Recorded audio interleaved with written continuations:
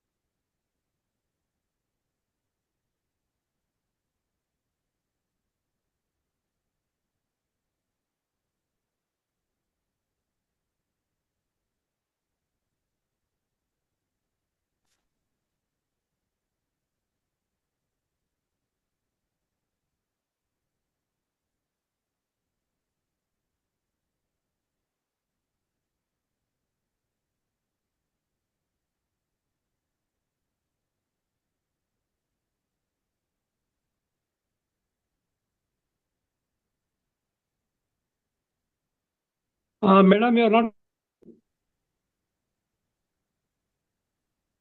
Madam, you are not audible.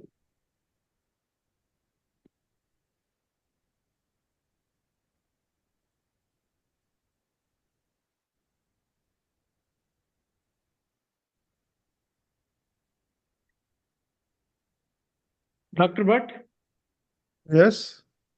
is she audible? No, she is not audible. Somebody should tell her. She is speaking. But they might be having a technical difficulty connecting, you know. Connection to take, then they should come, you know.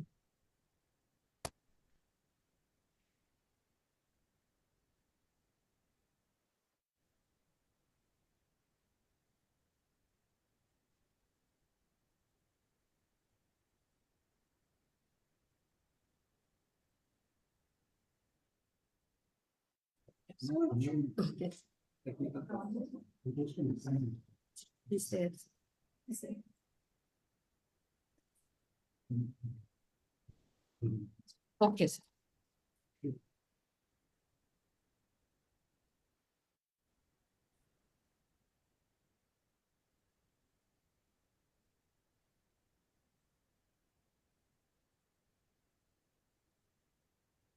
Yes. Sir, can you please confirm, sir? Is it audible? Yes, it is. Yes, sir. Thank you. Good morning to our respected speakers and all participants of today's webinar. It is my great honor to introduce our esteemed speaker for today's session. Allow me to present Dr. Mahadev Bhatt, a prominent personality of clinical and community pharmacy. He brings a wealth of knowledge and experience that is truly inspiring. We are delighted to have Dr. Mahadev Bhatt with us, a distinguished professional with over 50 years of experience in pharmacy. After graduation from ML College of Pharmacy, Ahmedabad, in 1972, he moved to United States and quickly made a significant impact across of the pharmacy industry. With a robust career that spans multiple domains, Dr. Mahadev Bhatt has role in both pharmaceutical and healthcare settings. For 18 years, he flourished in pharmaceutical industry, serving as R&D director, manager, and operations manager in companies focusing on drugs, cosmetics, and nutraceuticals. This experience honed his skills in drug development and regulatory compliance while providing valuable insights into complexities of drug life cycle management. Additionally, Dr.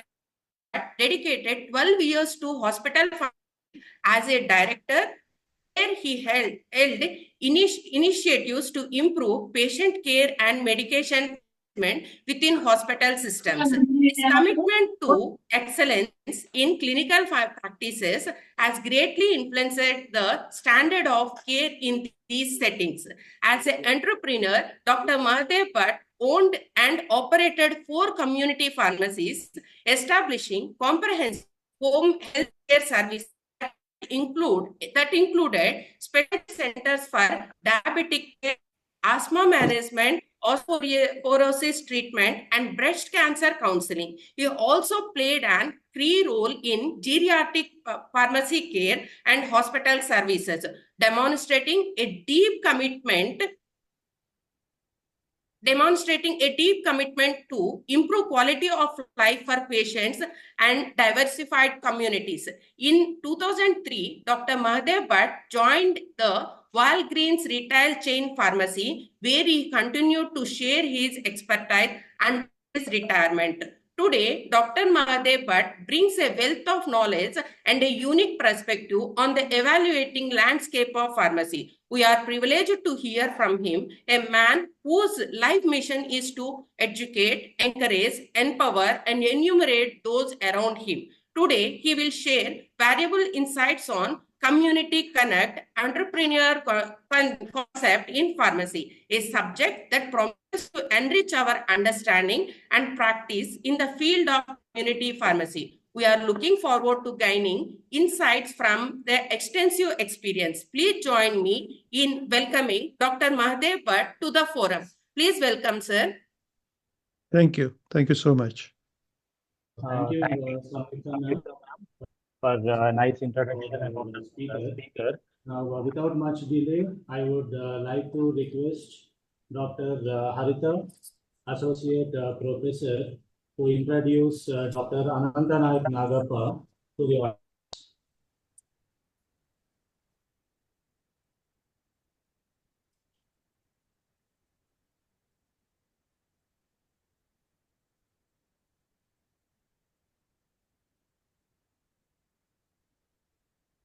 Good morning to our respected speaker and all participants in today's session. It's my pleasure to introduce our esteemed speaker for today's webinar. We are honored to welcome Dr. Anantha Naik Nagappa, a distinguished scholar in the field of pharmacology. Dr. Anantha Naik Nagappa holds an honorary Doctor of Science degree and earned his PhD in pharmacology from the renowned Birla Institute of Technology and Science, BITS, Pilani. He has a solid foundation in pharmaceutical sciences with an M Pharmacy and B Pharmacy from the Government College of Pharmacy, Bangalore. Currently, he serves as a director, Om College of Pharmacy, Karnataka, and he has previously held esteemed positions as director at and SC College of Pharmacy, and also serves as a professor at the School of Pharmaceutical Sciences University. With decades of experience in academic, shaped curricula research across multiple institutions. His research founded by prestigious organizations such as AIT and UGC on innovative drug action mechanisms. He has published extensively, authored numerous textbooks, delivered in invited talks internationally. In addition to his academic contributions, Dr. Anantha Naik Nagappa has been actively led with significant research projects funded by various prestigious organizations. Moreover, he has actively participated in academic visits in abroad, enhancing his expertise and perspective in global pharmacy practices. With due respect, we extend a warm welcome to the esteemed speaker of today's session, Dr. Anantha Naik Nagappa. Thank you, sir. Please welcome, sir. Thank you. Yeah, thank you, Haritha ma'am, for the nice introduction about our Anantha Naik Nagappa sir. So now, dear participants, without much delay, we are going to start the session. So before starting the session, please, all the participants, I request to mute yourselves. At the end of the session, when the Q&A session starts, you can unmute yourself and you can ask the queries if you have any. Meanwhile, please mute yourselves and listen to the session carefully. So now I request Mahadev sir, you can start your session, please. Hi, everybody can hear me? Can you bring up the slides? Yes, sir. 1 second. And not this one. This belongs to Anantha. This is Dr. Nagappa's slide. Yes, sir. 1 second, sir.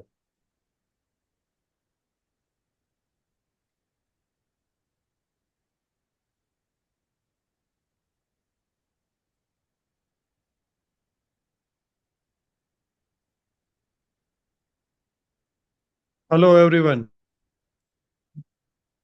The Community Connect is a brainchild of Dr. Nagappa, sir.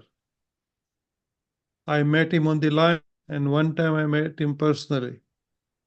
And I decided to join him because he had a forward-looking thinking that pharmacists should do more than dispensing a tablet, more than doing a research work, but at the same time, they should help the community.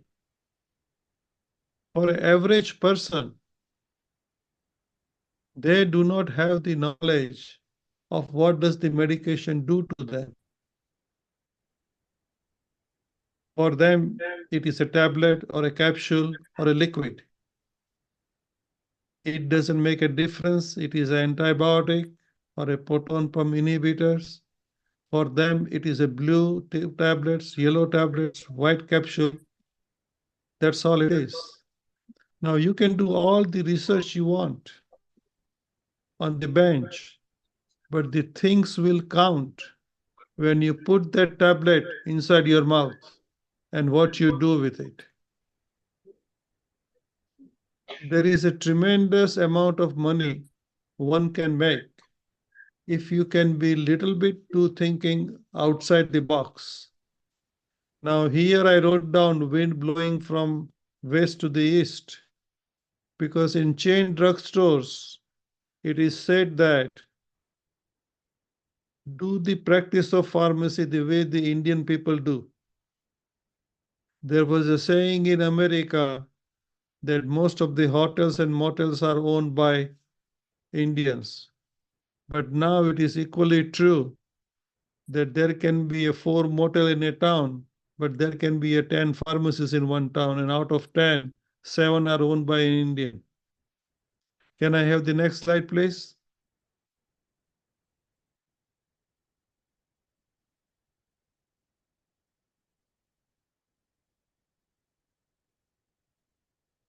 Now, everyone is talking about a word clinical. What is clinical? Why does the pharmacy is a specialized subject?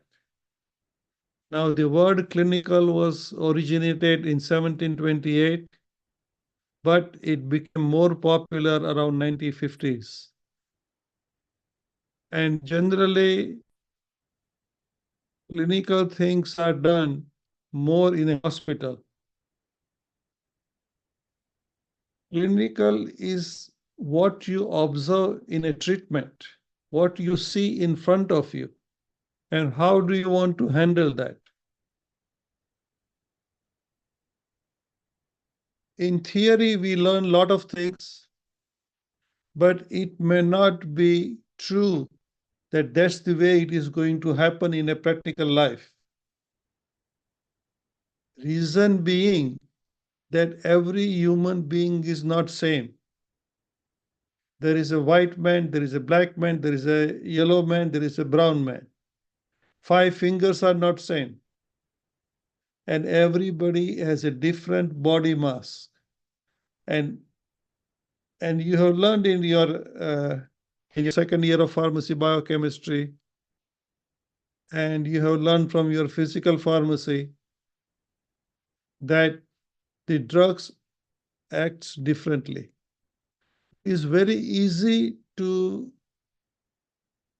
be a clinical in a hospital, because in a hospital you do have a laboratory, you do have a nurse, you do have a pharmacy, you have doctors, you have the intervention solutions, you have got oral medication, you do have all the parameters to monitor the patient. Now, I have worked in hospital for over 12 years, and then I decided to go into the community pharmacy.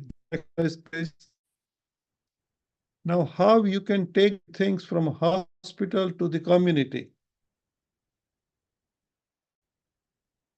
Please, the next slide.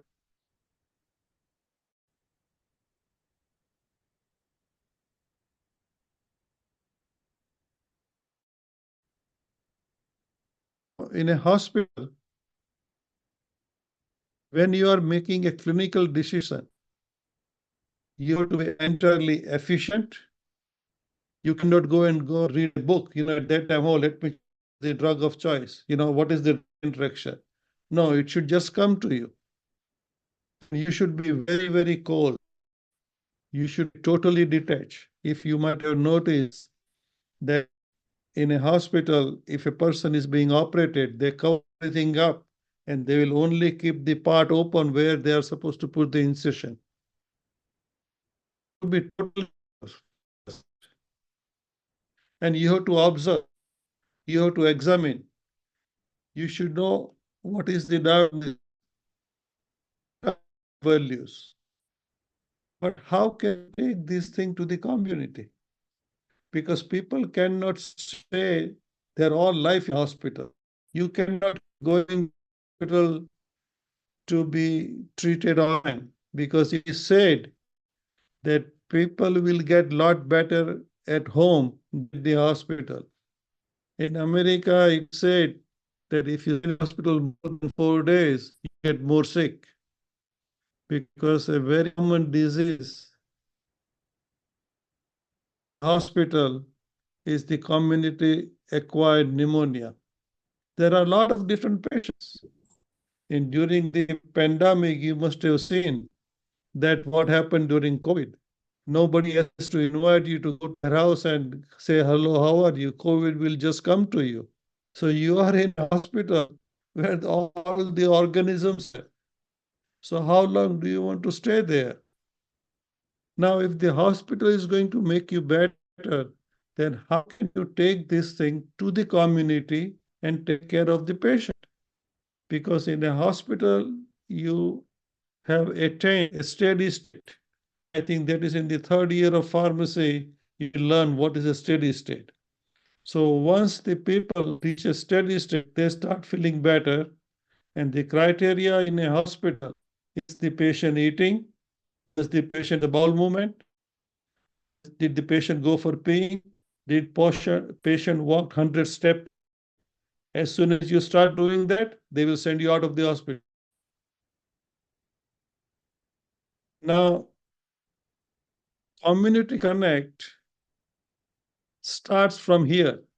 There is a home health care, there is a palliative care, there is a hospice care, and there is a people, those who are always comfort care. Comfort care is that it is an end of life treatment. The next slide, please.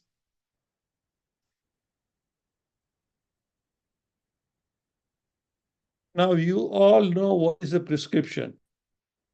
Okay? Prescription is written order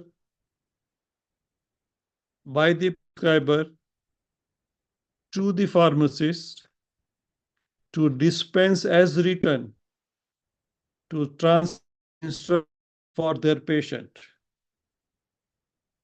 Now imagine the next slide, please. Imagine that everybody works legally. Okay, in America we do. We cannot dispense lot of things. We cannot dispense anything without a prescription. End of story. Next slide, please. Now, hopefully the patient has given you a prescription. Hopefully. Because last time I visited India 2 years back, I could go in a medicine shop and I can Bioxin or a Zithromax without prescription, and I can also buy a Cadbury, you know, and nobody asked me nothing. Now, this is the opportunity you have got, because I hear a lot of time that pharmacists are not respected. But opportunities we have to create. Respects are given, not on a platter that you are a PhD or you are a M Pharm or you are a B Pharm or you are a D Pharm. You know, you have to earn the respect of an individual.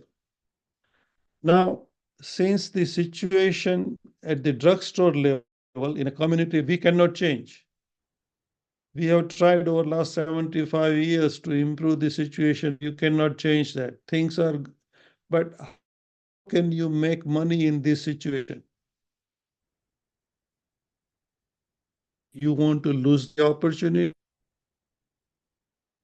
Well, fine, then let the things go as it is. If a doctor has given you in writing that this medication should go to the patient, you can change the slide, okay? If doctor has given you in writing, like suppose that patient has got 5 medication and he even came to pick up the medication. His relative came to the medication. So you got the prescription on one hand. You will go take 1 tablet 2 times a day, take the tablet 3 times a day, take this in the evening, this in the morning, and you let the patient. The way I notice that you give the prescription back because the patient think it is their property.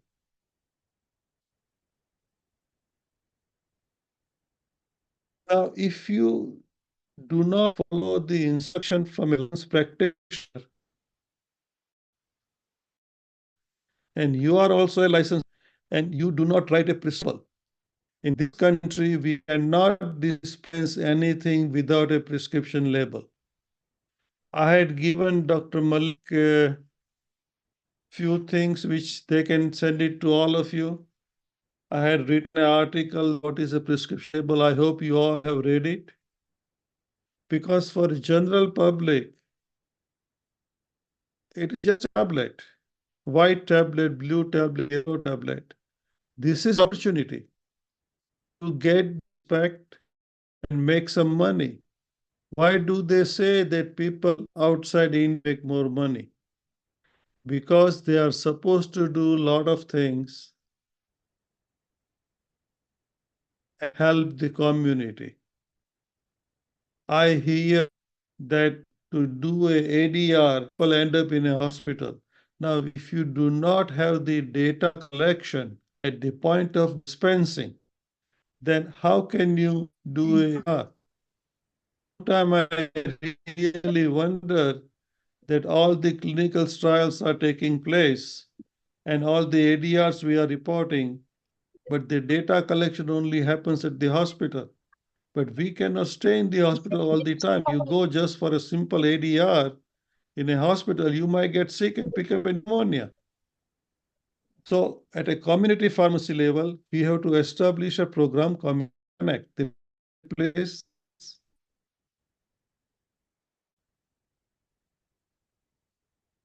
Generally, if you love something, do it. When people say that you need a passion, I don't think so. First, you have to have a love. The passion comes afterwards. Pharmacy is a teamwork. You are trusted. You have gone to the school. You have studied the medication. I am not going to call that all the drugs are dangerous, but you are a legal drug pusher in a way. If I show you some of the combinations, how to feel good, you will be surprised, In my opinion, medication is like a mother. Everybody needs their mom. So does everybody needs their medicine. So the duty of a pharmacist or the function of a pharmacist is to treat the patient with empathy and care. Make them understand. Your mom make you understand to eat some good food when you were young. Because when a person is sick, he needs a lot of loving something can give you the dedication, in a simple term, a boy loves a girl loves a boy. He will dress up nicely. He will wear nice clothes, take a shower every day. He will go and put a perfume. Now, he is a customer. Who is your patient, or from where you are going to make money because he's buying the medication? How can you make his or her life better? And a very simple, I also sent to Dr. Malik about a product called Augmentin, because you can change this slide, okay?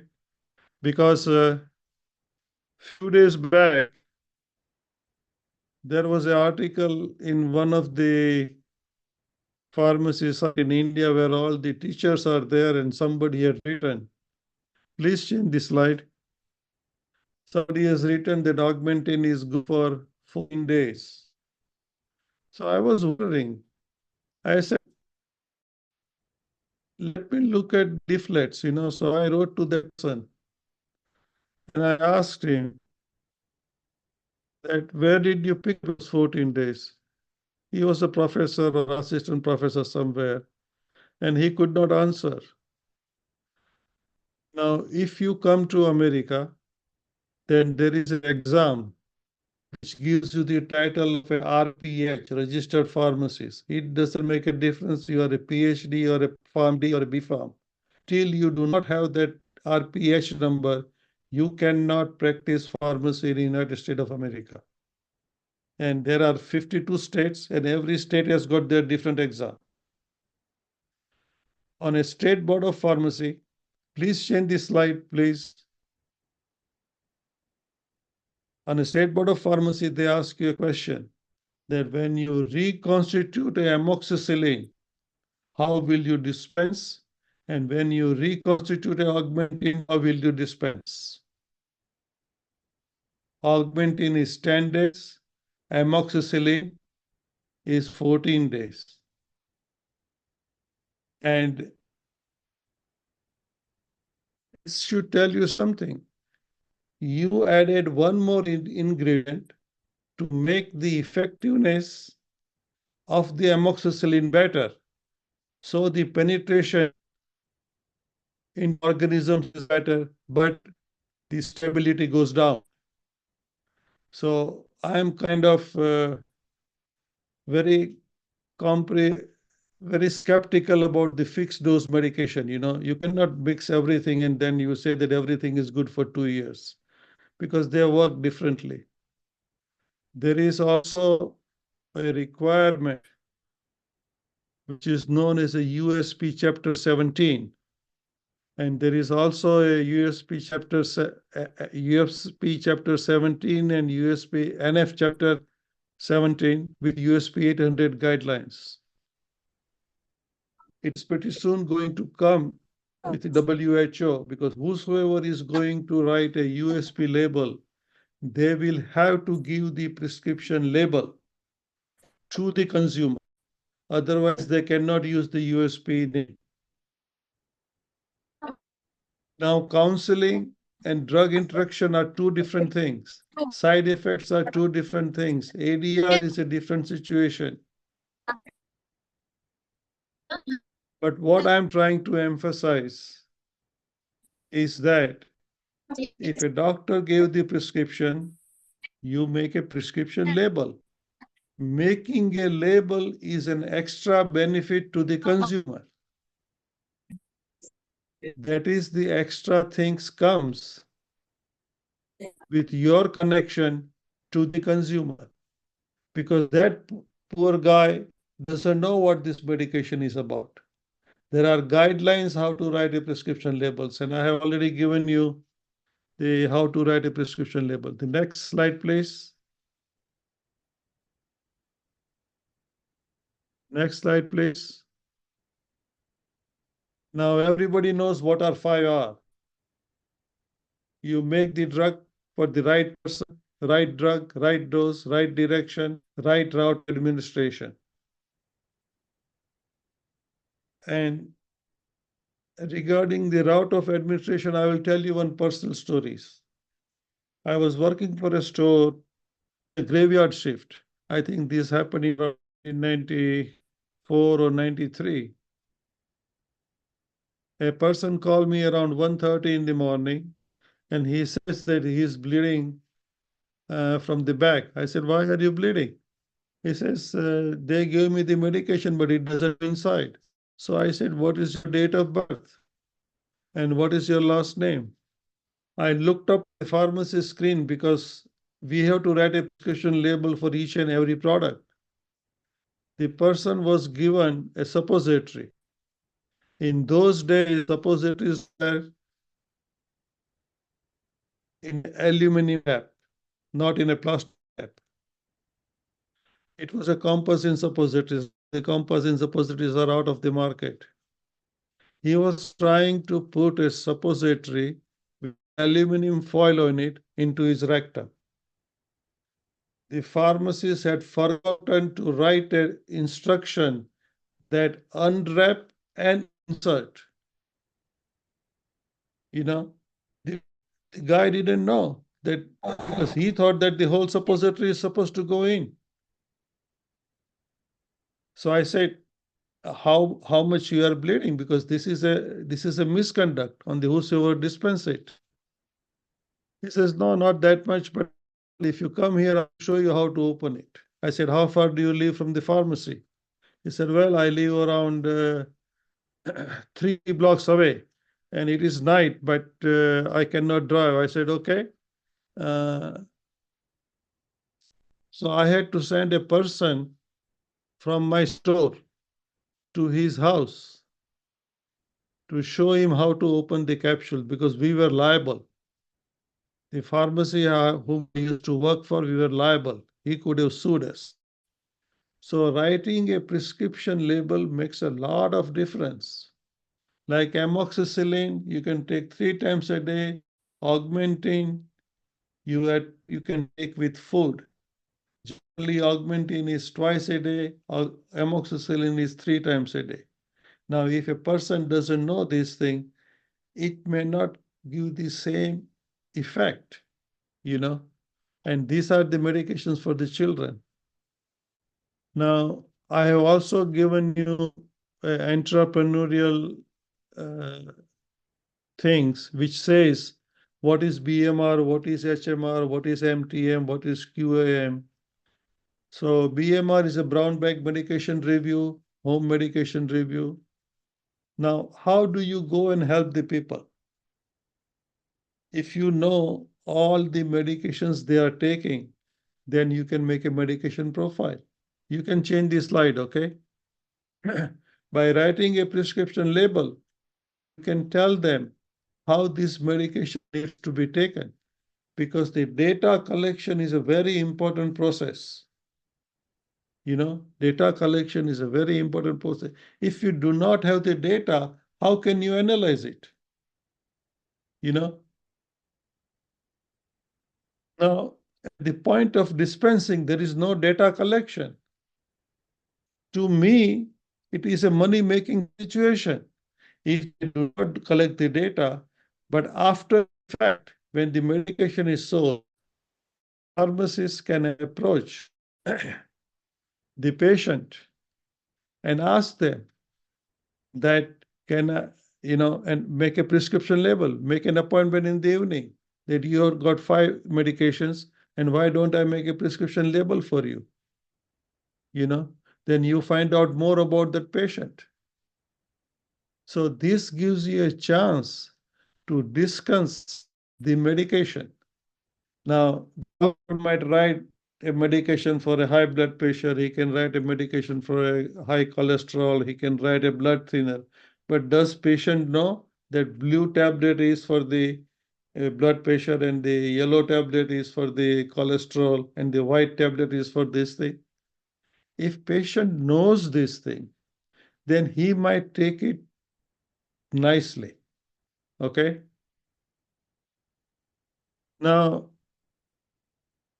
why the analysis is needed? The researcher have already invented the tablet.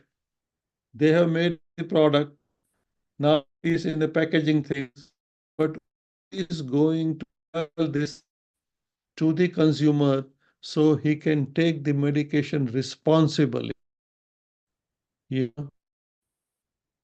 Because medications, therapy, MTM, you have to manage the therapy.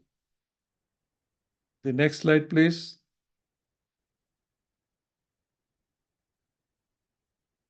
Now, you all must have experience, and I sure did experience when I was a student, because my dad used to call the doctors at home,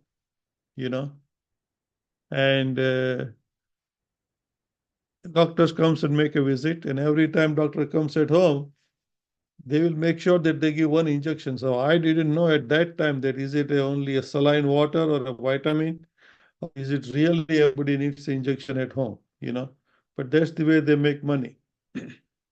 Now, if a prescriber can visit a home, why can't we go to the patient's home and find out how many medications are there? And how many over-the-counter medications are there? You make a list of it and give them the list and tell them that this is your medication profile. Generally, medication profile will include the name of the patient. It will include the name of the doctor, their date of birth, their allergic condition, their phone number, and the list of the medication. Lisinopril is for blood pressure. Simvastatin is for the cholesterol. Then suppose there's a Coumadin, it's an anticoagulant. You have to write those things down. So that guy will understand, why am I taking this medication?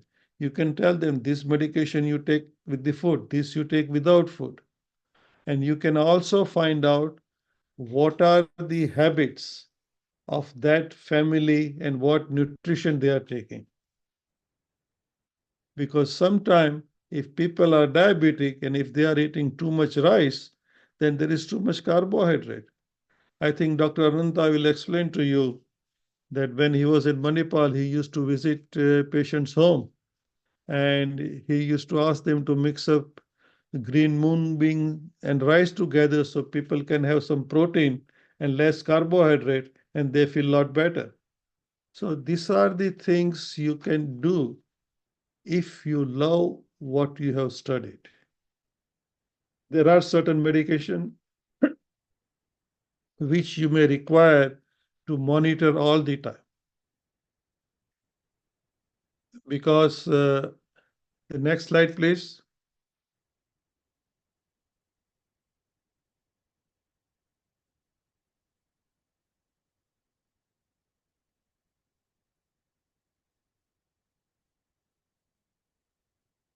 Now, in America, every pharmacy will do a free blood pressure check. And the reason we do that, we would like people to create a feeling that this is the place they can come and we will take care of their health. And here I'm going to give you one example that I did 5 different things just because the people knew that this pharmacy is checking their blood pressure.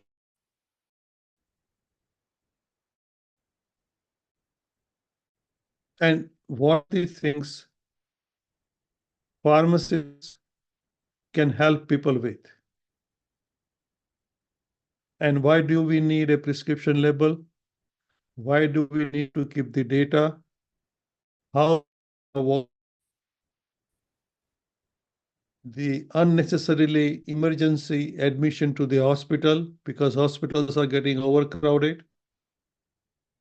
And by taking, I will try to impress on all of you how many things you can do in a community pharmacy by helping people. That lady came to the pharmacy because she knew that we do a free blood pressure check. Next slide, please. Next slide, please.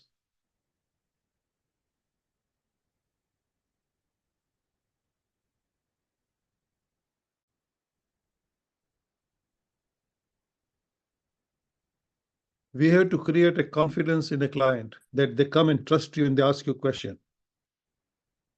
We have to, if you are real business, you have to build a repeat business to you again and again. We have to collect the data.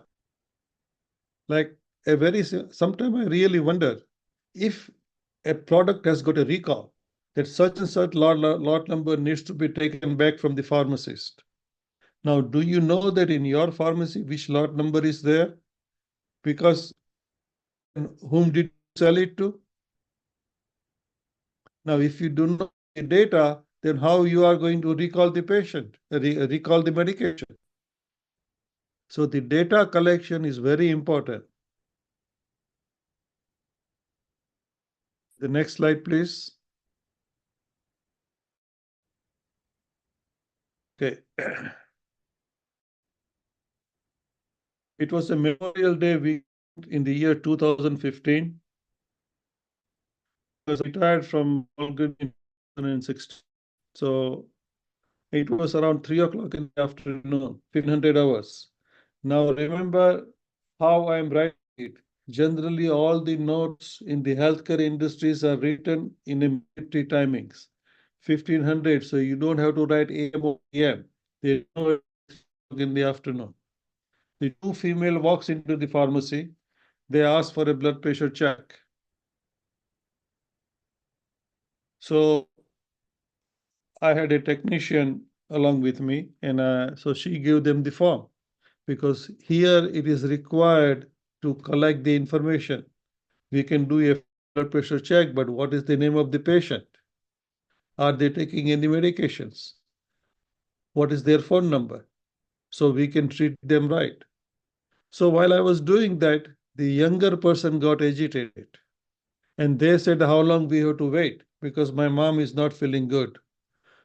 So I told, I had a senior technician. Senior technician is a very important function in America. They make around $35 an hour, and they have got a very vast experience.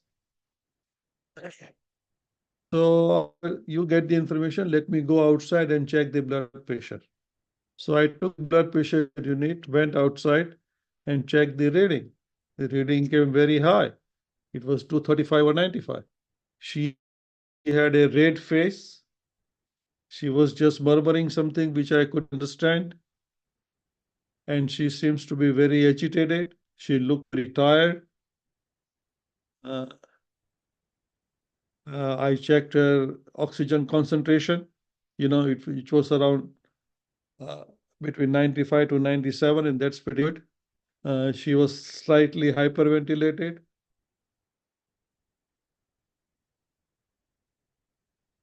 Now, on one side in the pharmacy, her daughter has filled out the form and they have signed it, because we need that before we touch her body. Because we need a permission that she came to us, not that we went to them. So there are a lot of legal issues. But anyway, I just started doing the things.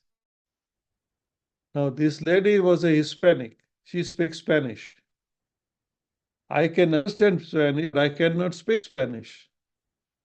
So all of a sudden, the technician who was Spanish speaking, Isha, she said that they come inside the pharmacy and I will come outside. So I told her that why don't you buy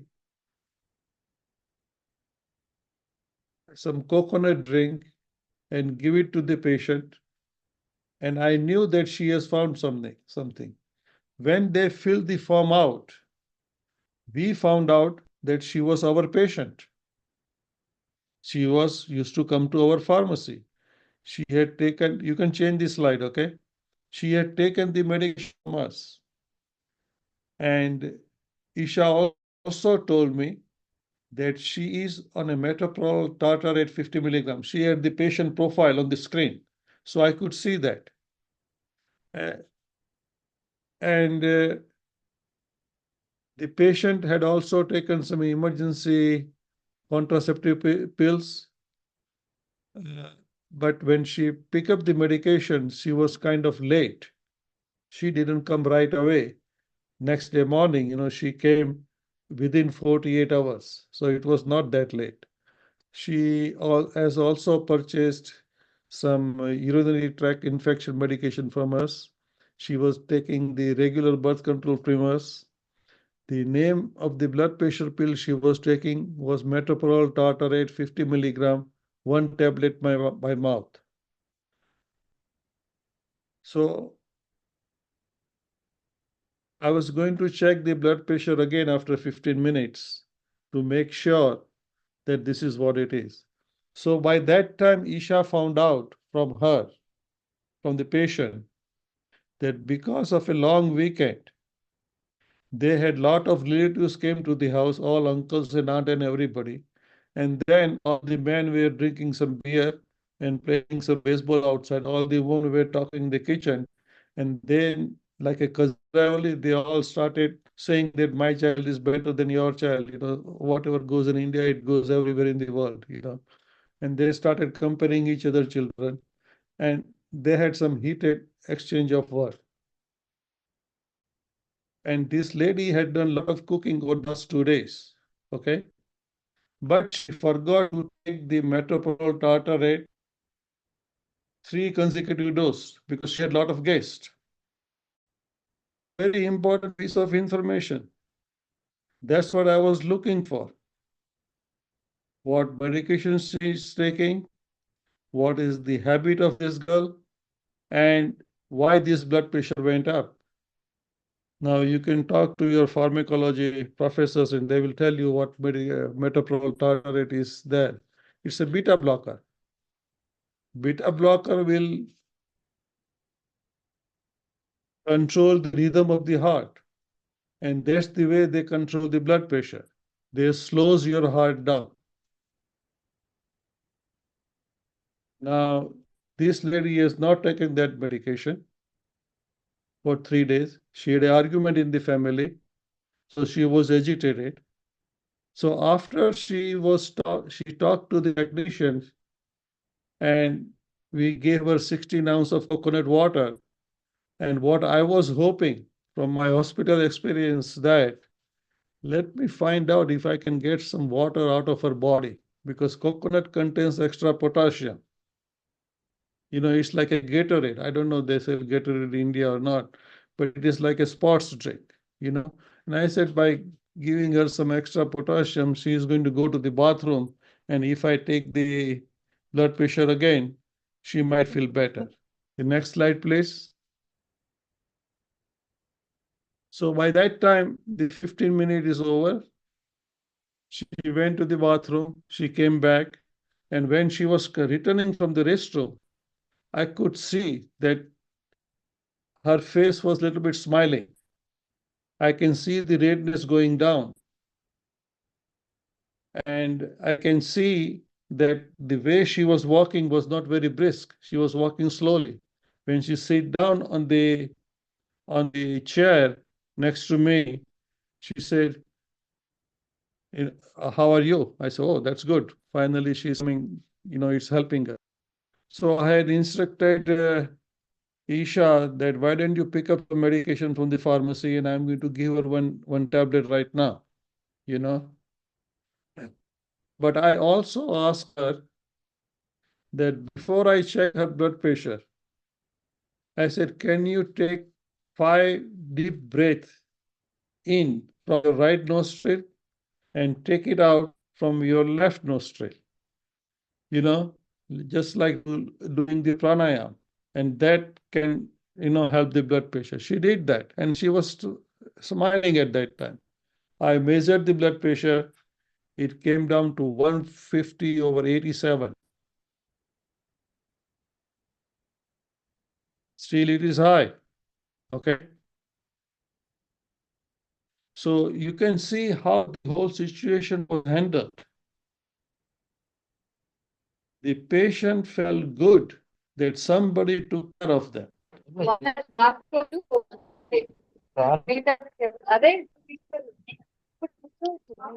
I think somebody's mic is on. The next slide, please.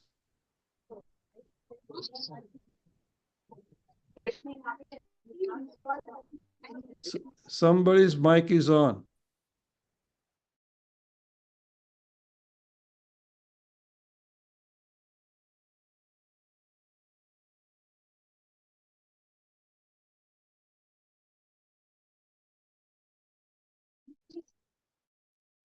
What I like to emphasize to all of you is this. There are 5 different things I did. My job was not over just because she went home. I had to write an email to the doctor explaining what I did with his patient. Because that patient came to me because the prescriber asked him, wrote a prescription for her, and I took care of that patient. So I wrote an email that such and such thing happened. Your patient was here. This is the date of birth. And I have done this thing, and we sent the patient home.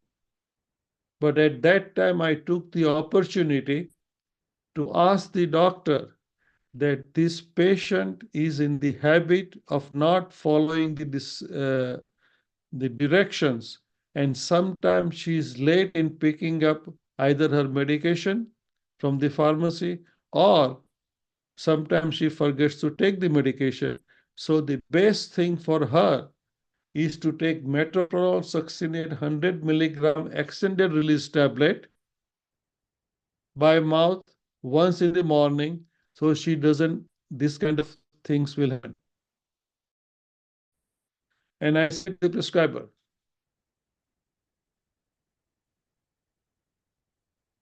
so we are the link between doctor and the patient. You do not have to find doctor's fault that why he did not give this medication before. Doctor is looking for a guidance from you that how you can help him to make the patient's health better.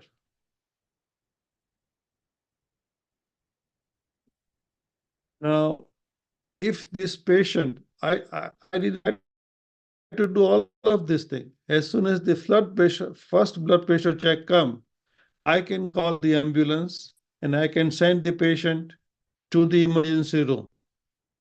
Maybe I would have done that if the patient was taking catapres, clonidine, because clonidine has got a very serious hypertensive crisis, because then the patient needs to be monitored overnight. But since it was a metoprolol tartrate and I could manage it, that's the reason I did not send her. Now, the minimum charges to go to hospital in America is that $200 for the ambulance services. To go to the hospital and do a triage, another $500. If they assign you a bed, that is another $750. Doctor is not going to touch you till they do all the laboratory tests. So that's another $2,000. They have to put the IV, because once you are in the emergency room, you are in the hospital, suppose something happens, you have to have an open line. You have to have some large volume going as a TKO, just a drip by drip. So something happens that they can treat you. The bill will be $7,000. Because how many people got involved? Somebody had to drive the patient to the hospital. Somebody had to go and do the triage. There is a nurse there. Somebody has to take the vital sign. Somebody has to come from the lab and do the things. These all could be avoided if the pharmacists get involved. Do you want to do that? Then you're the right business.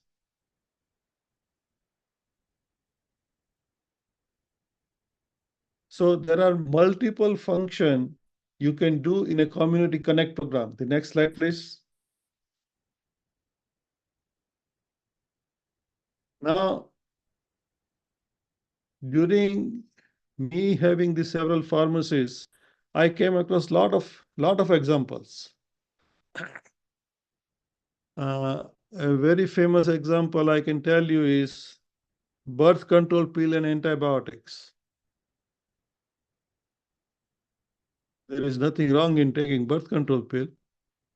It's not that everybody doesn't want to make a baby. It's not like that. It's a woman's rights. I support it. Sometimes people take birth control pill, especially ladies, to regulate their period because man never gets a period. So they don't know about it.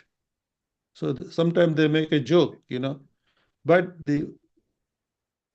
every 3 weeks, they have to go cycle. Now, I had an incident that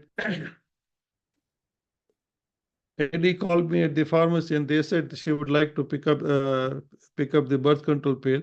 And I said, you are early, you are 2 weeks early. He says, no, I'm going on a vacation, so I just want to be cautious that I do not run out because we will be back in 3 weeks. So I had to call the insurance company and give her an override, that she had a genuine reason. Then all of a sudden, I see a prescription from the doctor's office that this lady needs an antibiotic. Now, her husband was going to pick up the medication. Now, what happened is that this prescription was from a dentist because she was supposed to take 1 tablet 4 times a day or 1 capsule 4 times a day for next 10 days until gone. So when I'm looking at this thing, the same name, so I made a circle on that and I told the technician that when this patient comes, I need to talk to them, because we fill the medication and then we put it in a bag and they come and pick up the bag. The husband came to pick up the bag. Now I need to explain to him. So how do I start the conversation? So I said, I talked to your wife and congratulations, you guys are going on vacation. I have filled the birth control pill, but it looks like that she has got some toothache and doctor has given her some antibiotics. But I would suggest very strongly that since you are on a vacation, try to use an alternate method of contraceptions. So I was not going to tell him that go and pick up a condom, but I had to break the news to him in a nice way that this medication is a prescription for pregnancy. Because the effectiveness of the antibiotic goes down, effectiveness of the birth pill goes down by 17%, no matter what antibiotics you take. And I'm quite sure that everybody has a right to plan their family life,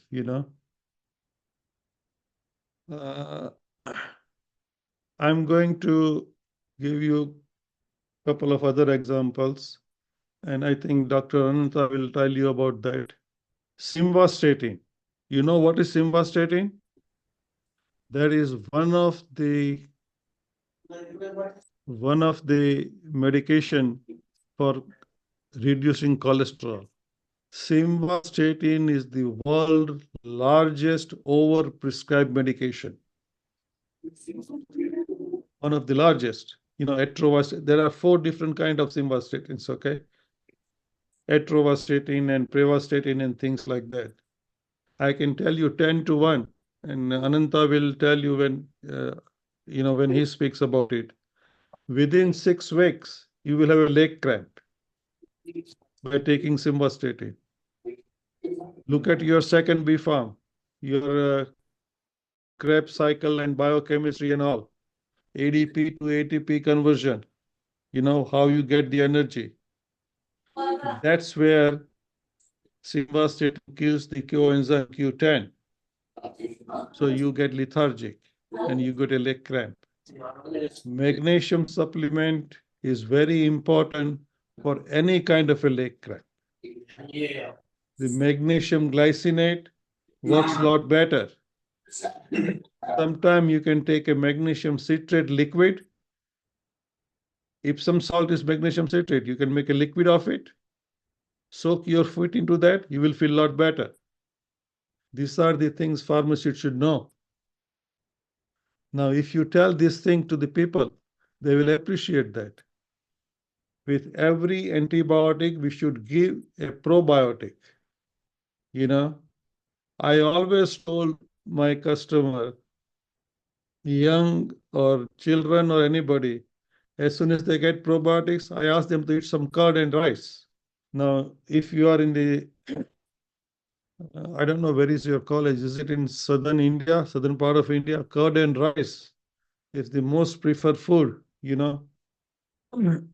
for every South Indian.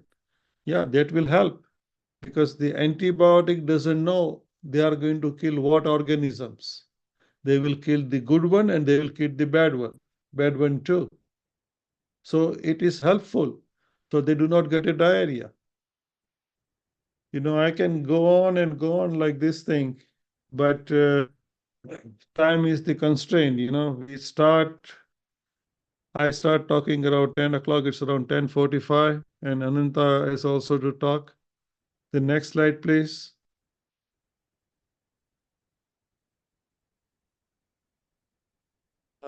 There are a lot of things you guys. I like pharmacognosy. That's my love right now. I study a lot of herbal things. Moringa leaves. I don't know what you call it in your part of the world, but we call it moringa here. I grow moringa plant in my backyard. I grow aloe vera gel. If you have got a diabetic population, Sri Dhanya millet. The guy got a Padma Shri. He's from Hyderabad. I have talked to him. You cannot change people's habit overnight, but you need to know your patient. If they are eating a rice-eating population, ask them to mix up the millet. Half and half. Try put some protein in their diet. Now, how can you do this thing if you do not go to their house? Now, you don't have to do all this thing for free. If you go to their house, you can say you visit one person twice a month. Look at all the medications in the house, make a medication profile, give it to them, tell them which medication is what, tell them how to take it, and adjust their diet. They will love you for it. People do want some help when they are sick. You'll be surprised that if anybody gets a blood pressure medication for the first time from our pharmacy, we will make phone call to them within 3 days and we will ask them, how do you feel? What are your effects? Do you feel uneasy? Do you have any extra cough? Anybody who is taking a lisinopril 40 milligram for the first time, I can tell you within 5 days he will have a dry cough. You should know your medicine. Then what the medicine does. You should classify them, the diabetic population, blood pressure population, and things like that. And this is called Community Connect. Conduct a seminar, conduct in every school, you should have a diabetic counseling, you should have a blood pressure counseling, I think Dr. Lick, I talked about medicine assessment center. I have got some literature, I will send it to him. Take a look at it. Why can't people come to your school? And they ask you. People ask that where are we going to find the patients? You don't have to go anywhere to find the patient. If you have got 100 students in your college, ask 100 students to write a medication profile for their family, their parents. Bring it to the school, you check it out, and you tell them what are the drug interactions. You don't have to create a drug interaction. You can do the real life thing. And once the people know about this thing, they will come to your college by itself. I live on a street here called Hedda Drive. Everybody here knows that I'm a pharmacist. I have got a person who is 104 years old, Mr. Hugo, lives right across me. There is a light there. He is under hospice care of life. His children lives, I think, 15 minutes away by car. There is a nurse who takes care of it. But anything happens, they will come to my house and will say that this is what happened to Mr. Hugo. You have to let people know. Once you put your step out of your house, everybody should know you are a pharmacist. That's called love. You know, it's good for your social life, man. You know, a whole street should know that you go to the pharmacy school. You can help them so much.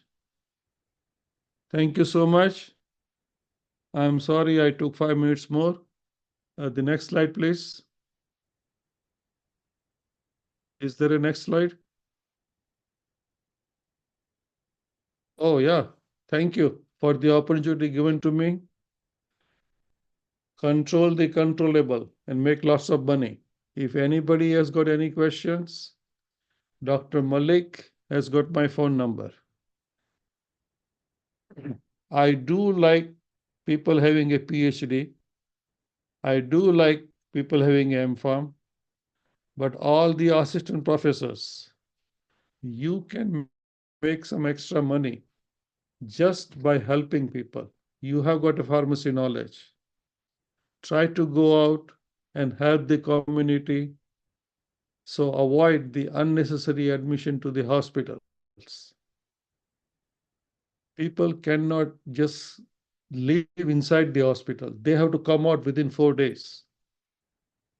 You know, otherwise they will start picking the infection. There is no such thing as a PharmD for the hospital and B.Pharm for the industry and diploma for the store. Everybody has to work together and make the things better. We are not here to find the mistakes of the doctor. We are here to make the medication therapy better by helping the doctor so their patients can get better. If you want to do that, sky is the limit. There's a person in Hyderabad. I think his name is Tilak Gajanan or something like that. Madav's Pharmacy. He writes a prescription label for each one of his patients in Telugu language. Everybody doesn't know English. A prescription label can be written in their local languages. Imagine if you write a prescription label for a lady who is 75 years old and is sitting in one corner in a house or just sleeping on a bed. How much you are helping them. Everybody would like if you ask them, how do they feel? Thank you so much. Good luck to you. And any questions, Dr. Malik has got my number. Please send me the WhatsApp and I will answer you because it's almost 11 o'clock here. Thank you. Namaskara. I'm done. Yes, thank you, Mahadev, sir. So now we'll keep the Q&A session after Anantha Naik Nagappa sir's session also. Now I would like to invite Nagappa sir to start his session. One thing, if they have got a question answer for me, send me in a WhatsApp, okay? Okay, sir. Sure, sir.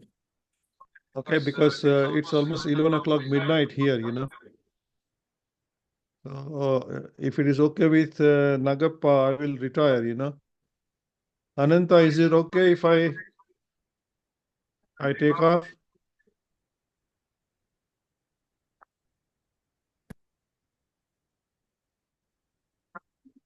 Yeah, let Dr. Nagappa speak, okay? Hello? Hello? Yes, You sir. Dr. unmute me. Nagappa, No. I'm done. So, Yeah, okay, sir. Good night. Very nice. yeah, Explanation. you call the questions, okay? I'll take up. Okay. Okay. And Dr. Malik, thank you very much. Your Madam Principal, thank you so much. And I see a lot of name here, but I'm not familiar with it. But thank you for giving me an opportunity. Thank you so much, sir. Namaskara. Mahadev, sir. Okay, sure.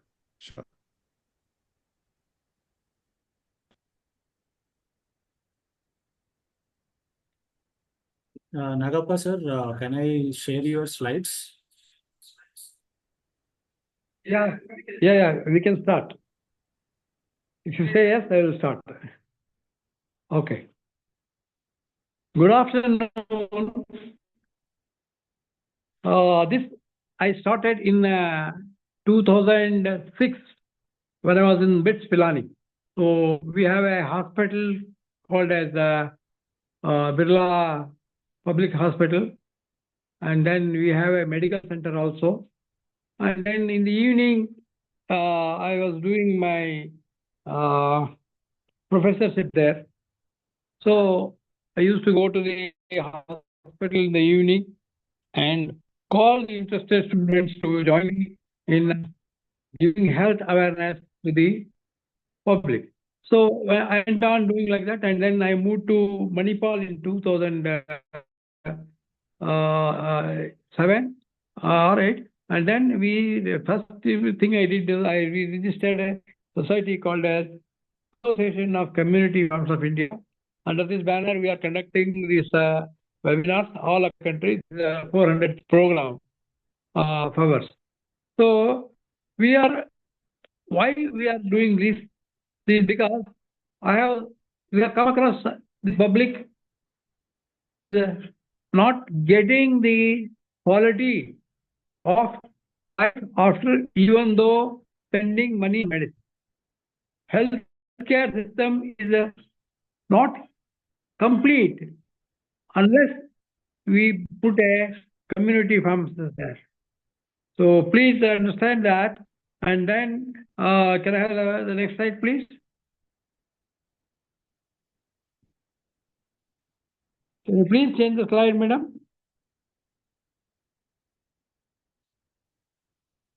Yeah, you move on. I don't want to spend time on this. You already know about it. So can you roll down the slides and come to the, not this also. Yeah, not this also. Yeah. Roll on. Yeah. I would like to talk about the law, the legislature, Pharmacy Practice Regulation 2015. You have to roll on, madam. You have to change the slides fast. Come to the thing. Yeah. No, not this. Yeah, this is the. Yeah, no, go to the previous slide. This is the law enacted in our country in 2015 January. It is the Pharmacy Practice Regulations 2015, and then we have also started a program in 2008, Form D. So it started with institutes, and I was also in the Manipal at that time. So it was went on. The Pharmacy Practice Regulations was enacted in 2015.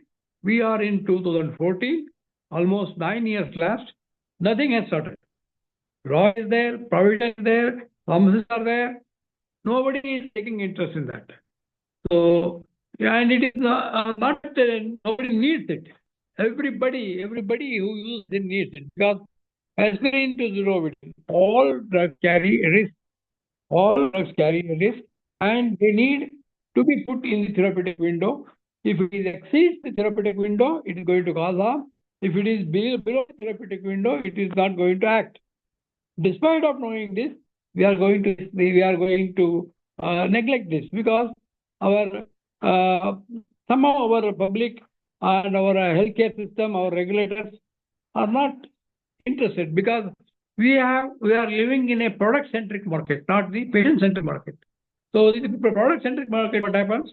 So the product is made into glorifying this thing, and then there is a huge brand appeal, a brand name created, marketing team, and they are visiting doctors in and out, and then they are telling that doctor, you prescribe our medicine, and the doctors also, after seeing so many pressures from the medical representatives, because he has no accountability what he does in our country, that also is a boon for them. So they will go on writing prescriptions. So what happens ultimately to the patients?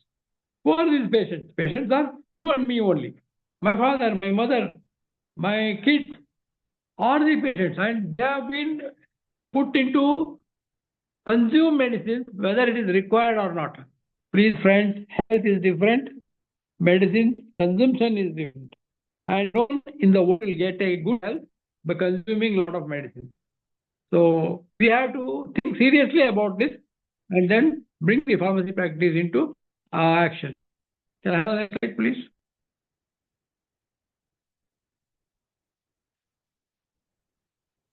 No, next slide. Yeah. See, they define the pharmacy practice. The pharmacy practice means it is the interpretation, evaluation, and implementation. Please remember these three terms: interpretation, evaluation, and implementation. So interpretation of what? A prescription comes to a pharmacist has to interpret by interaction with the patient and understand the patient knowledge and his understanding about the consumption of medicine, disease, and all the things. We must make it clear. And then after making it, you have to make an evaluation. What this patient actually needs, whether he has understood how to use the medicines or not, whether he is there are some special precautions to be taken while using the medicines. Already Mahadev Bhatt has highlighted so many things. So those points also we must presume and make a care plan. A care plan is prepared and it is implemented. Care plan is implemented by explaining to the patient all these things. And this is what the pharmacy practice means: interpretation, evaluation, and implementation. Then the participants in the dose and drug and device selection. See, who has prepared the drug? You all know that pharmacists are responsible for doing a research and bringing a molecule into the market. Whether it is industry or anyone, but it is the pharmacists just have done it. So these pharmacists are knowing in and out of the drug. They know everything about the drug. And the medical devices also, they also are also part of the pharma industry only. So who has to select? A learned representative of the profession of pharmacy has to help the doctor in selection of the drug and devices. Here what's happening? The medical representatives are pressurizing the doctor to write more and more medicines. As a result of it, what's happening? So this function is not being done. Although the law has said that a pharmacist has to participate in drug and device selection, it is not happening. And also everywhere you can't find the nurse available. And the administration, drug administration also, we have the authority. So this law provides us to practice pharmacy and also participate in and help the doctor and nurse. Can I have the next slide, please? So the code of pharmacy ethics. The ethics is very easily said, and students get boring while we talk about ethics. But in practice, they play a major role. Today, we are not recognized in the public health. Today, we don't know who is the pharmacist. Such a situation has come because we are not following the ethics. We are joining in the product-centric market, and we are selling more and more products to earn more and more margin of profit. So is it the responsibility to earn the livelihood by selling margin of profit? I am going to question you. See, I have seen world across in my career.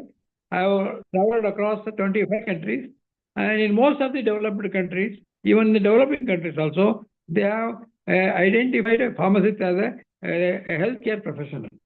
Here, what has happened? You go to a medical shop. He is the person sitting there is not a pharmacist. He's a pseudo pharmacist. What he does, he'll go on giving the product by dispensing, by getting a doctor's tip. That's all. His job is nothing more than that. So as a result of it, what happens? The people are questioning. Why do we have to do B-Pharm? Why is there should be registration of pharmacy? What is the necessity of this?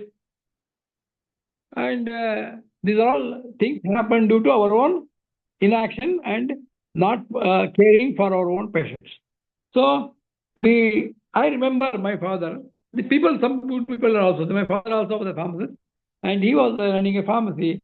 And in those times, 1955 around, so the government of Karnataka called the advertisement as the pharmacists were not available, and it was finding a lot of pharmacy to be opened across the state. So they called a 3 weeks training, and then they asked the people who have got just knowledge about English and come and avail that program, and they will be given license to open a medical shop. So many applicants from various parts of the Karnataka went there and did a 3 weeks training, and then they came back and they started a medical shop. So after starting a medical shop, in 3 weeks, how can you learn pharmacy? You must understand. Also, diploma also was not there. In 1955, I'm talking.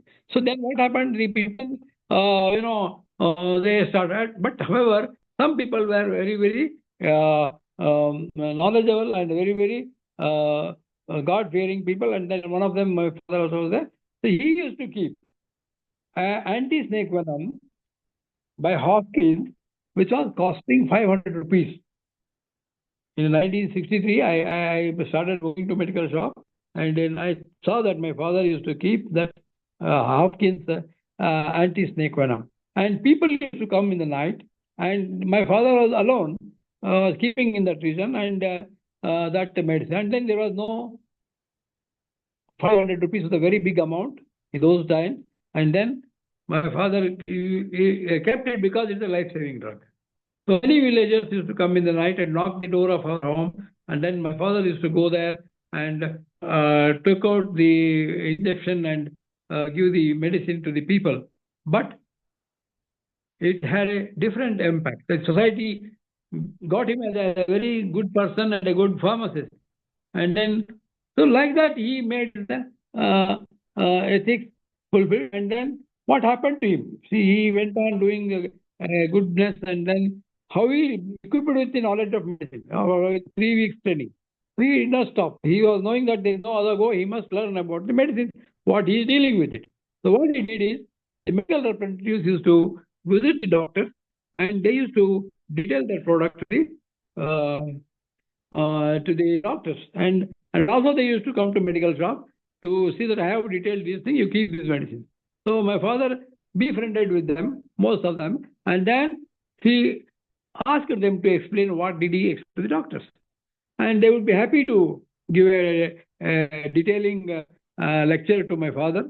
So in that way, within 3 years, my father was an expert in all the medicines what he was dealing with.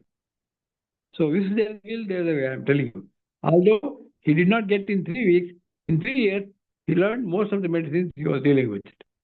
So this how went on, and then I want to tell you why I took my example of my father is, my father went on doing this business, and he became popular and more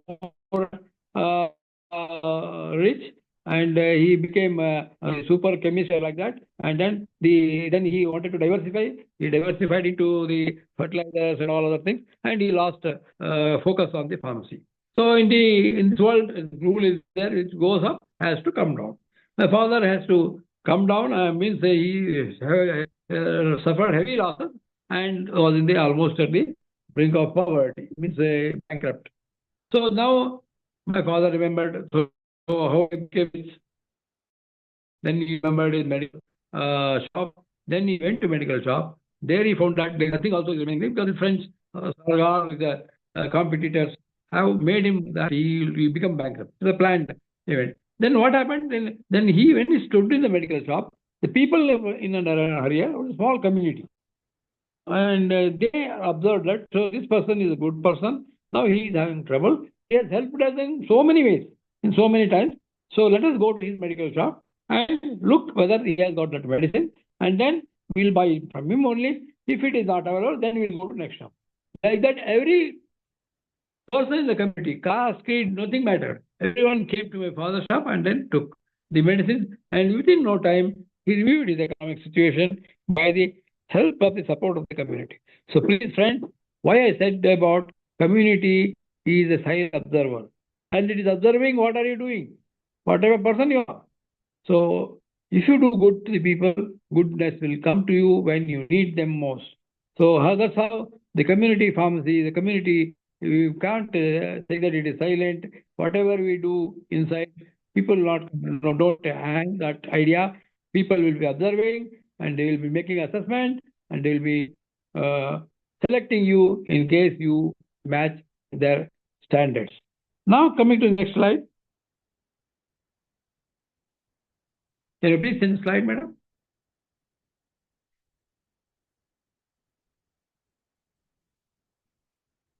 Please change the slide, madam.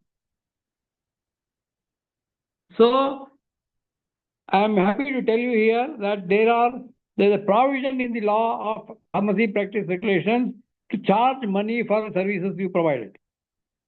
You know, how many of you are knowing that in the USA, in the Canada, and in the Australia, they are highly paid professions.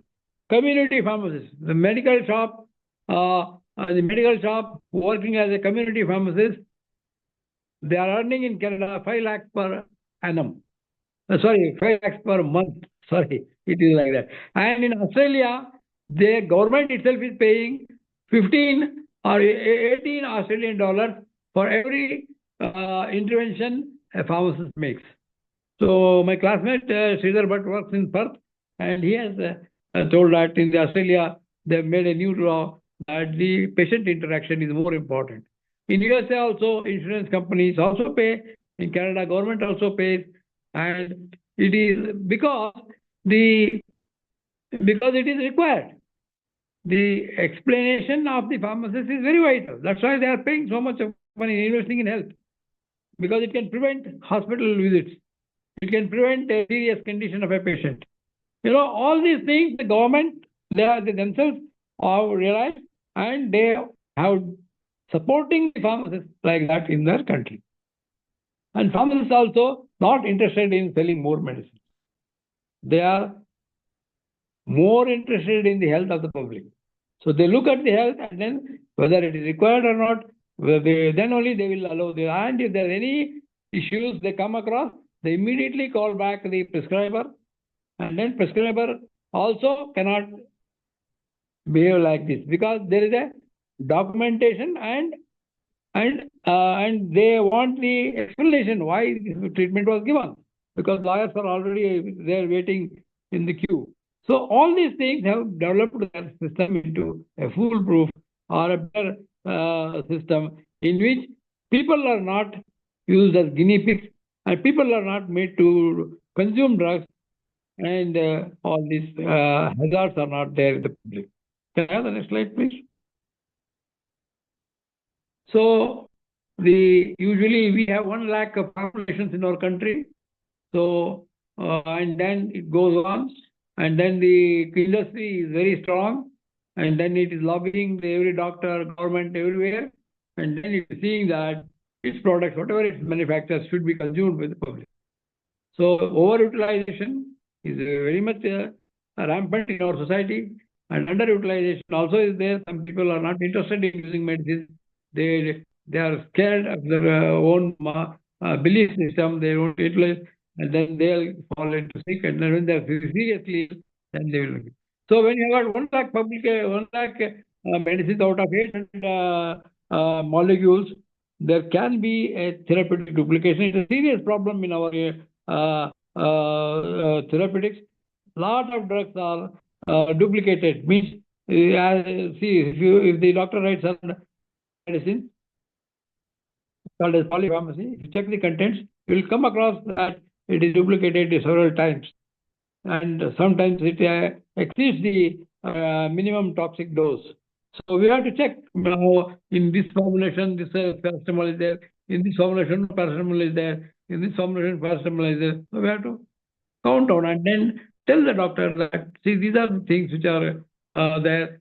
So you can reduce the paracetamol, because it is more than, every drug has to be done like that only.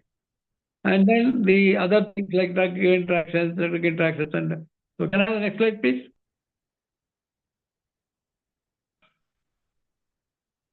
So next slide, please.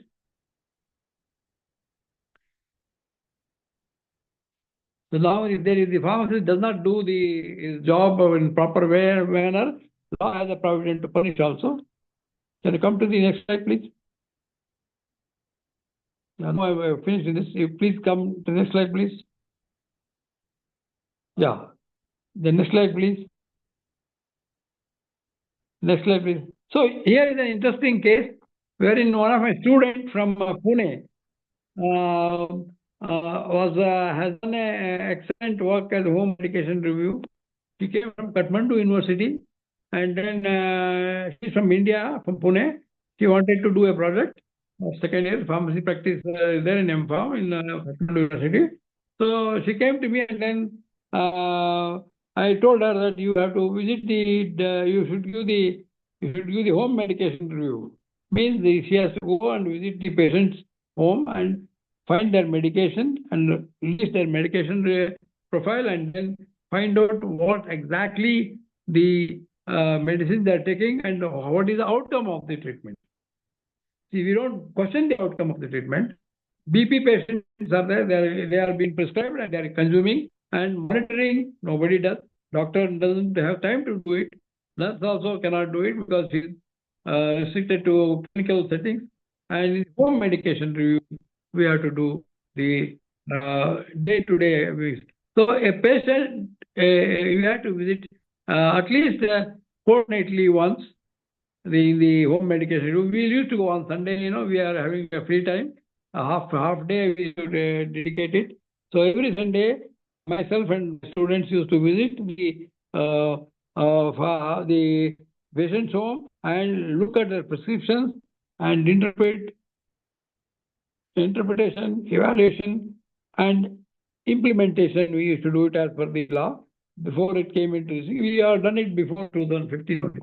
So can I have the next slide, please?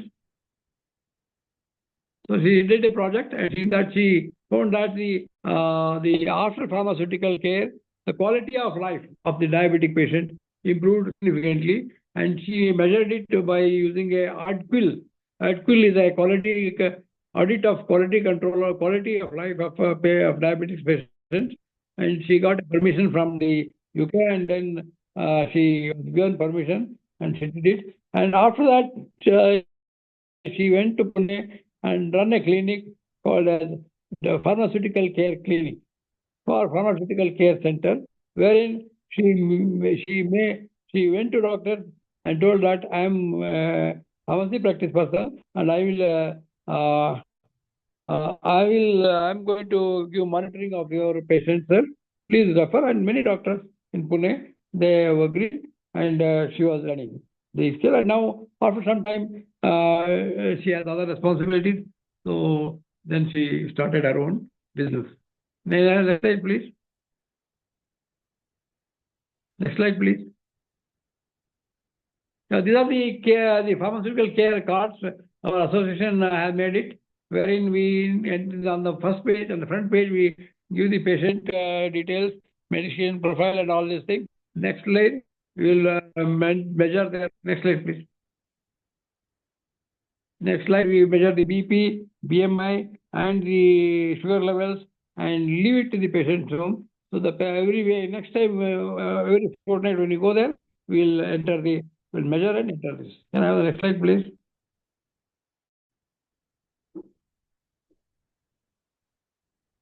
Can I have the next slide, please? So next slide, please. So this is the care cycle. This is how the pharmacy practice should be done, implemented. So patients receiving or requiring the pharmaceutical product or service, they will come to the pharmacist. And in the step 1, same thing, interpretation, evaluation, and implementation cycle is followed. And then the patient is explained with that. And then the patients are asked to see back after 1 week, after 10 days, after 15 days. And then the patient will come back, and then he will check. He will check monitor the condition, and he will find that. And also he will take the feedback, how he is feeling and all these things. And if it is not working out, if medicines are not working out, if the treatment is not working out, then he will immediately try to understand with his knowledge why the treatment is not working, and then he will segregate the problem into doctor's problems, nurse's problems, and the pharmacist problems. Drug issues, pharmacist he can resolve, and the nurse's problem and doctor's problem will refer back. So what are the types of drug problems one come across? This is from a FIP WHO Pharmacy Practice Handbook published in 2004. So can I have the next slide, please? So I want this case to be read aloud by one of the participants. Can you please ask madam, one male voice and one female voice? Then I will explain about this. Anybody who can unmute it. This case has to be read. Explanation I will give it upfront by 2 persons. Same case has to be repeated. Please, anybody can volunteer and read this.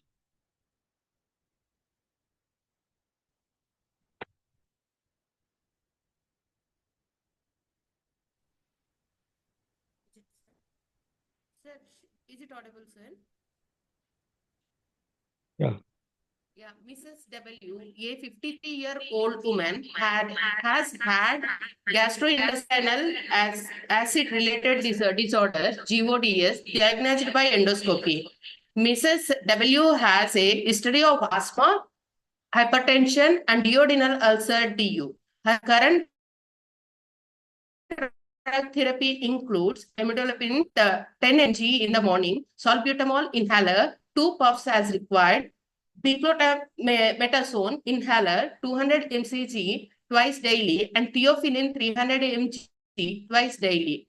Mrs. W has recently undergone successful H. pylori eradication therapy, which has been confirmed by carbon-urea breath test. Mrs. W smokes 10 cigarettes a day, has a body mass index of 35, and does not drink alcohol.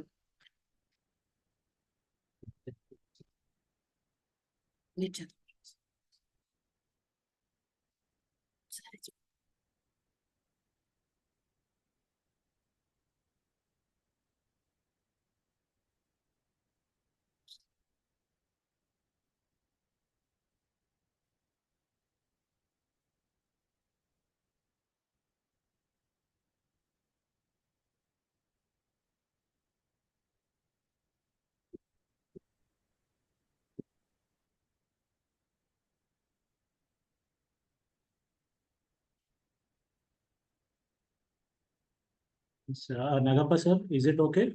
Can I have mail? Yeah, yes, sir. Please, sir.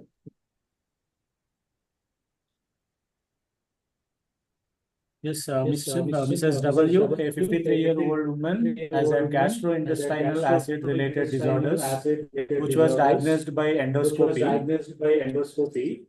She has a history of asthma, hypertension, and duodenal ulcer. Her current drug therapy includes amlodipine 10 milligrams in the morning, salbutamol inhaler 2 puffs as required, beclomethasone inhaler 200 micrograms twice daily, and theophylline 300 milligrams twice daily. She has recently undergone a successful H. pylori eradication therapy, which has been confirmed by carbon urea breath test. She smokes 10 cigarettes a day, has a body mass index of 35, and does not drink alcohol.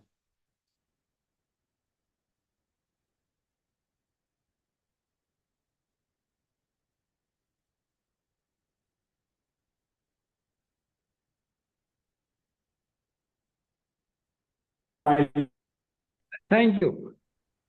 Now I think case is clear, isn't it? So can we move to the next slide? How do we solve this case as a pharmacy in the pharmacy practice? Have the next slide, please.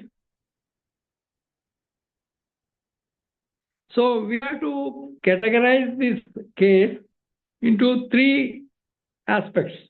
One is lifestyle aspects, second is the drug aspects, and then the disease aspects. So what are the lifestyle aspects? So our BMI is very high, 35, you know the risk of BMI.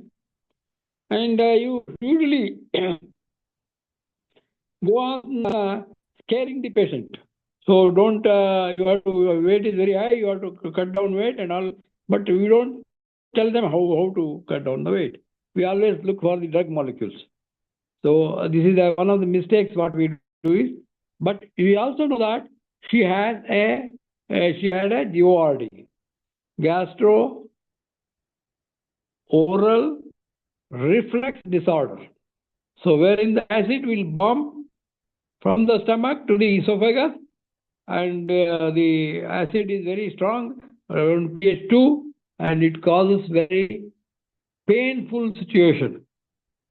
So we all know that nicotine is a worst drug in the treatment, worst habit which aggravates the GORD conditions. So what we should tell her that instead of 10, you reduce it to 5 and count the episodes per day. How many times you felt the burning sensations.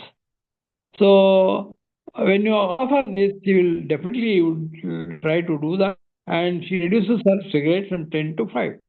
So as the nicotine content has come down, and GORD episodes also will come down.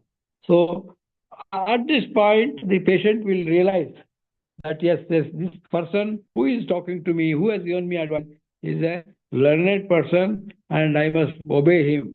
So like that, we have to correlate. Intelligently, we have to correlate and then advise the patients. This is the very important thing in the patient counseling. Next aspect is the drug factors. See, she has been given amlodipine. What for? For the treatment of hypertension. She is also given theophylline. What for? For the treatment of the asthma, isn't it? So amlodipine is a calcium channel blocker. It's medicinal chemistry. Who knows? Whether doctors know, the nurse know? No. They don't study this. They are not aware. So as a result of it, they have prescribed the medicine, thinking that this is going to do good to the patient because BP has to be managed. We know that in the portfolio of BP management, there are 10 different class of drugs, isn't it? 10 different class of drugs, and there are some drugs which are not at all acting on the muscles, isn't it? So, for example, diuretic. If diuretic is prescribed, her BP also comes under control and will not affect the muscles. So this amlodipine, it will cause the sphincter tone to relax. When the sphincter gets opened due to amlodipine, again the acid will bump up. The sphincter should be closed tightly, so it should not be loosened. So when you give amlodipine, it gets loosened and makes the havoc. So we have to tell the doctor, she is having this GORD, please prescribe her any other drug other than the calcium channel blockers or the drugs which are going to affect the resting. And theophylline also. Theophylline, we know that chemistry, it is the cousin of caffeine. Isn't it? It is the cousin of caffeine, structurally. So we know that it is also going to have the same effect as the caffeine. So theophylline also causes the acid gastric irritation and also causes the acid to secrete. And acid, when more acid is there, it is going to burn the thing. And then we can help the doctor similarly in the management of asthma also. There are so many drugs. So those drugs can be prescribed instead of this. So this type of insight or the having a knowledge about this, about drugs, chemistry, what drugs is suitable for the patient, for that condition, we can be a better judge than the doctor or nurse. So we can't write the prescription, we can't change the prescription, we can't criticize the doctors. Mahadev Bhatt has explained it very clearly. Why? Because you should make when you want to live in the water, don't make the crocodile your enemy. So we have to diplomatically, we have to alert the doctor, please change these two things, which is going to help the quality of life of the patient. Then further what happens, we know that the disease factors. So because many asthma, especially in the ORD patients, asthma is a comorbidity. In such cases, what will happen, the acid which is earlier, in the earlier history, she would have developed asthma. It may be acid triggered asthma, because acid which is coming into the esophagus will definitely have an entry into the lungs, and gradually she would have developed allergy for that acid. So now her condition is improved now, because H. pylori eradication has been confirmed by carbon-urea blood test. What is carbon-urea blood test? They will feed the urea to the patient, which is radio-labeled. You know, we cannot metabolize urea. Human beings do not metabolize urea because we don't have an enzyme called as urease. But as H. pylori has an enzyme called as urease, and if it is there, then it will metabolize. Then the radio-labeled carbon dioxide will be detected in the breath. So when there is a negative presence of radio-labeled carbon in the breath, it confirms that the treatment is successful and she is not having any more the H. pylori infection. So now our duty is to give a p-flow meter, small handheld pen-like device. In that, the patient will blow it and we can record the respiratory volumes. Because the asthma is about respiratory volumes, you know. So the respiratory volumes, if it is more than cut off, then the patient don't have asthma. If it is having less than respiratory volume cut off point, then she is having asthma. So she in your investigation, evaluation, you found that asthma is not there in the patient because her condition has improved and her respiratory volumes have improved. So now you can tell the same thing to the doctor. The doctor, I have evaluated the asthma of the patient by that device, spirometer. You can also do it. Doctor also will do that, and you will also find it that there is no asthma for that. And then there will be a lot of de-prescribing of the drugs. All asthmatic drugs will be de-prescribed because you are told the doctor that she is not having asthma.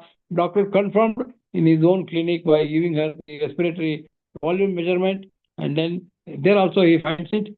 So now, what a big service, what a big insight by the pharmacist can be done.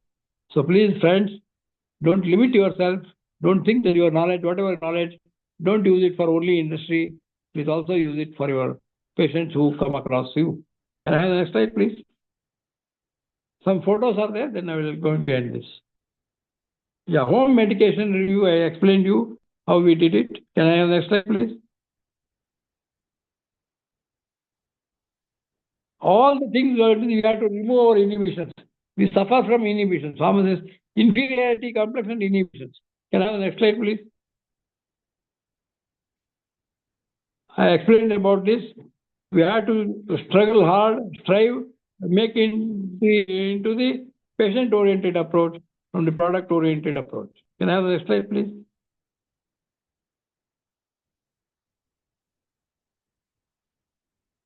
So patient-centric care is very important, and we are the team members, nurses, doctors, and the other healthcare professionals, and or also we have to serve the patient, make his quality of life improved, not that he consumes more drugs. That's not the important thing. Yeah, can I have next slide, please? Pharmacist is a team player, and we must join the team, and we must participate in the healthcare of the patients all across the country. Whether you work in the industry, whether you work in the drug control department, anyway, you are all registered pharmacists. Registered for what? For making the patient's life better. Please don't forget that punchline. Leave your inhibition, leave your inferiority complex. What will happen? See, you are in the advisory role. Nothing bad can happen to you if you advise some patient, and advices are not going to backfire. You know, please understand this very much. Yeah, next slide, please. Next slide, please. Next slide, please. Next slide, please. Next slide, please. Next slide, please. Next slide, please. Next slide, please. Yeah. This is the actually thing which we practice. Home medication review. We used to visit patients' home and we used to measure their BP and help them, and they're so happy. And few more photos are there. So Saturday, Sunday, half day, you please dedicate an obligation to help the public health. So you go there. Law does not forbid it, because pharmacy practice regulation clearly mentions that you must do. It's mandatory for the pharmacist to work hard. This is what the things are there. So we must make use of this opportunity, and we must get a popular image. When you help the people, people are going to recognize you, and people are going to respect you. People are going to pay you also, not that you don't pay them. Next slide, please. Nobody wants the free service, you know. So this is also another patient. Yeah. Can I have the next slide, please? Can I have the, they're all students, and along we used to go there, homes, and we used to provide services. And every 15 days once, for 3 months, we used to visit. And in 3 months, our idea was to make the patient self-care possible to maximum extent. You give them the knowledge in 3 weeks, and then see that they also become aware of their conditions and how to manage their conditions. So this is very important and hidden agenda of the pharmacy practice process. Can I have the next slide, please? So this is what we the patients. So, and then patients also, when we visit them, they welcomed us, they liked us, and they respected us. And as we are from NGO, we are not collecting any money from them. When they realized that, then they also wanted to do something good to us. So they said that next week my daughter's birthday is there, or next week my betrothal ceremony is there. Like that, personally functions they used to call us, and we are so much happy to see happiness in their face. You know, this is how the give and take policy works on. Yes, sir. Next slide. Next slide. So benefits of HMR, home medication review. Pharmacists, of course, we will get an identity, and we get a survival, we get a more job. How many patients are there in this world, in our country? How many patients are using drugs? For all the drugs they are used, we need a pharmaceutical care for them. Yeah.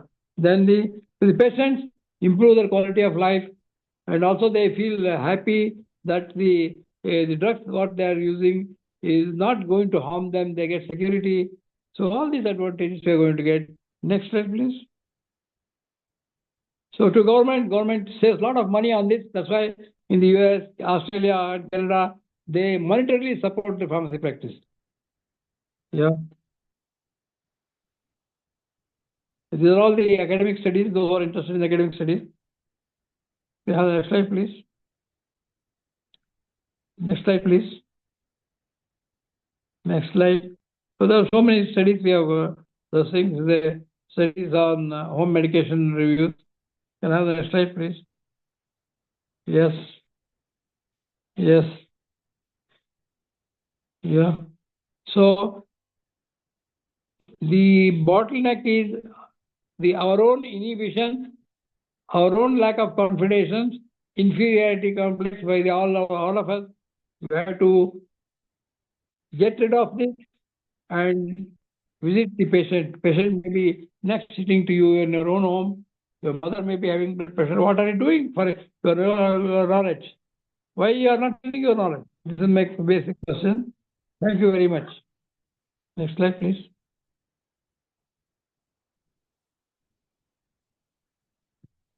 So I'm finished. Thank you very much for patient hearing. Thank you so much, Nagappa sir. Now we'll move to the Q&A session. Participants, do you have, if you have any queries, you can ask Nagappa sir. He will be explaining you about things related to pharmacy practice, how you can do different things in community pharmacy setup. If you have any queries, please unmute yourselves, or you can also keep your queries in the chat box as well.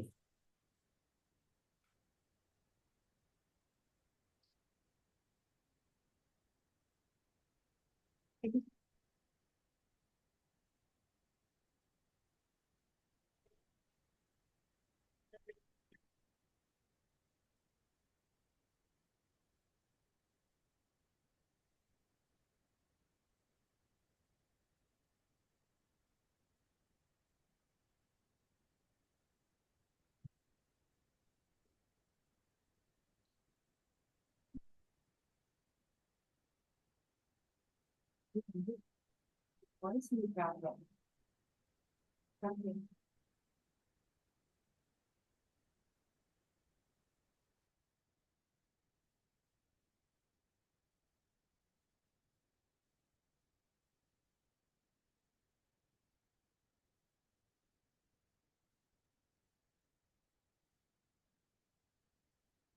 Sir, don't worry, I'll take care of them.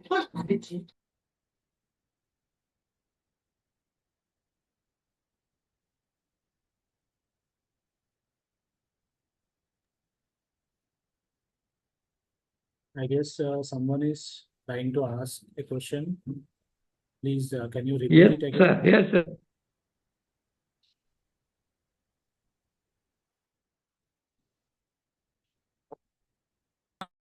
Concept in pharmacy was equal. Your journey through various sectors of pharmacy has been remarkable. The key points are emphasis on labeling, 5 R's, data versus analysis, real-time practical experience, social pharmacy responsibilities in usage, appropriate medications, significance of nutraceuticals and food alternatives. Your commitment to patient care and community service exemplifies the true spirit of pharmacy. We are grateful for the wisdom and perspective you have shared, sir. Our second session, Dr. Naik Nagappa, your presentation on the Community Connect, Pharmaceutical Care Everywhere, significance of pharmacy practice, regulations, and also emphasis on regulations, duties of registered pharmacists to their patients, and also the pharmaceutical care clinic. And even home medication reviews are very insightful. Your extensive research and dedication in advancing the field are truly inspiring, sir. Thank you for sharing your knowledge and experience with us today. A special thank you to all the participants for your presence and active participation throughout the session.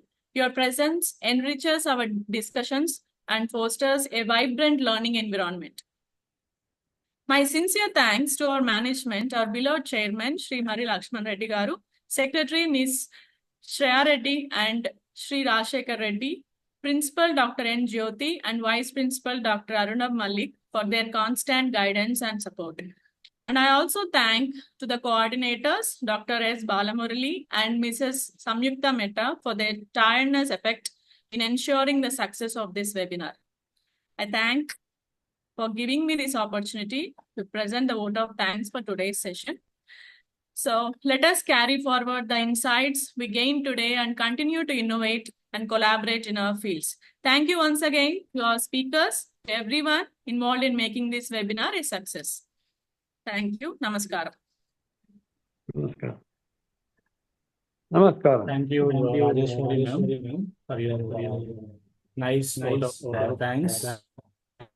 So finally, sir, on behalf of MLR, Institute of Pharmacy, I thank very much Dr. Mahadev Bhatt, sir, and Dr. Nagappa, sir, for joining us today and shared your valuable experience and insights related to our community pharmacy as well as pharmacy practice. Thank you very much, sir, Nagappa, sir. Participants, you will be receiving your feedback link to your registered email IDs by today evening. Please fill the feedback form so that you can receive your e-certificate. You will receive e-certificate within 340 to 4 days. Please cooperate with us. Kindly fill the feedback form which you receive in your registered email IDs. Thank you once again. Thank you one and all.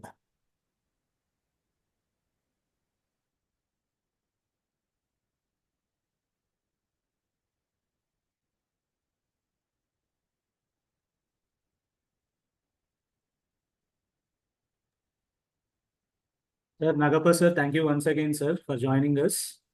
Okay. Just I'm waiting for Yes, you sir, to yes, sir. visit. Yes, sir. Please, sir.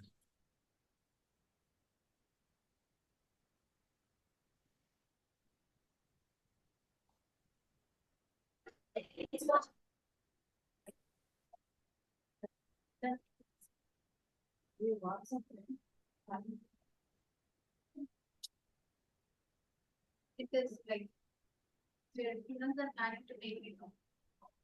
Last year it was nice.